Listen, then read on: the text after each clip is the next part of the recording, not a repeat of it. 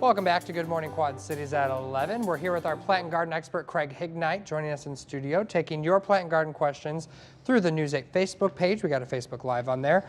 Before we get into the questions, I want to ask, because Andrew decided to turn up the thermostat this week, what is the worst thing we could be doing for outdoor plants right now? Well, the worst thing I feel is checking your plants in the middle of the day.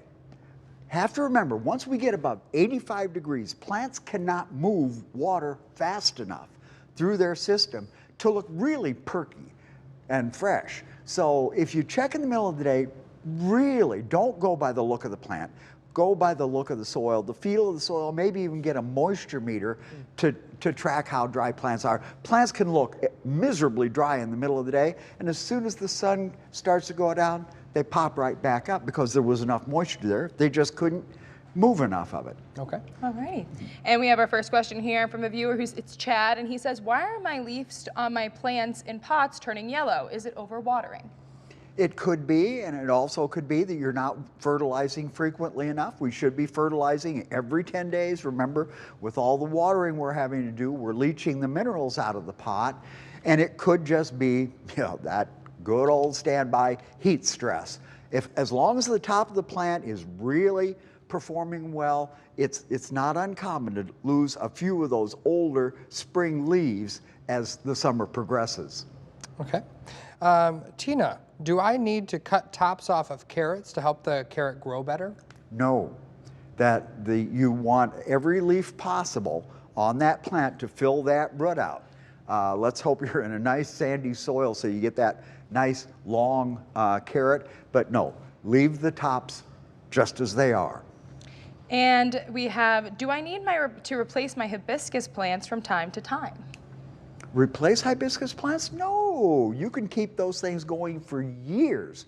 Just remember that, when you bring them in the house at the end of the year, you've got to cut back on watering a little bit. And of course, you do that pruning in March to keep it under control, because these hibiscus have the ability to get 5, 6, 7, 8 feet tall. So they need an annual pruning in March. And remember, this time of the year, keep the bloom booster fertilizer running. All right. Linda, can you put cedar mulch around newly planted fruit trees? Oh, definitely. Cedar mulch, it's not going to affect the soil at all, and any mulch, cedar, cypress, plain old cheap hardwood mulch, it's conserving moisture, it's keeping the weeds suppressed, and it's keeping the lawnmower and the weed eater away from the base of that tree. So mulch is definitely a plus, including cedar mulch.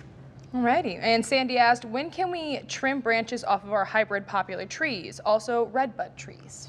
Okay, I would, I guess it is almost August now, so we could probably do a little pruning in August to go ahead and if we really need to. Although, remember, the best time is in the middle of winter, especially when there aren't any leaves on the tree, so you can actually see the branching structure when you go into your pruning process. Something is stripping the leaves on my sweet potato plants, leaving only the stems. What could it be, and what can I do about it? Well, it could be something like our old friend, the Japanese beetle. They have reared their ugly head, although I must admit, out in the nursery at Wallace's, I have counted only 9 Japanese beetles. And I know there are people out there that hate me right now for that.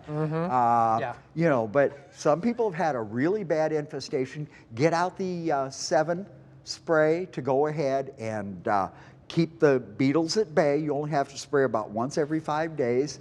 And believe me, sweet potatoes, those leaves are going to grow back big time. We are dealing with a very vigorous grower.